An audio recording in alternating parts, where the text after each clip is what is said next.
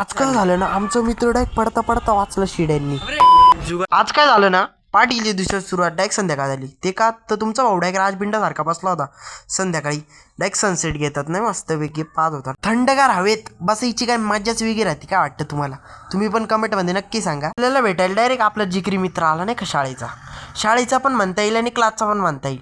एकदम प्रिय दोस्तीने घट्ट दोस्ती होती आमची. आणि आमच्या क्लासचा डायरेक्ट टॉपर ना भाऊ.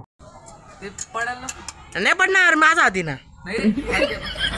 आमचा मित्र पा कसा जुगाड लावलाय ना. आमच्याकडे सीडी नाही, पण आमचं ग्रिल आहे ना, ग्रिलला लावून आम्ही सीडी बनवली. एवढे हुशार आहे आम्ही. आपल्या नाशिकमध्ये खूप जोराचा पाऊस आला, त्याच्यामुळे एक पूर येऊन गेला ना भाऊ. असो सकाळ झाली तुमचा ओढा ग्रीड झाला.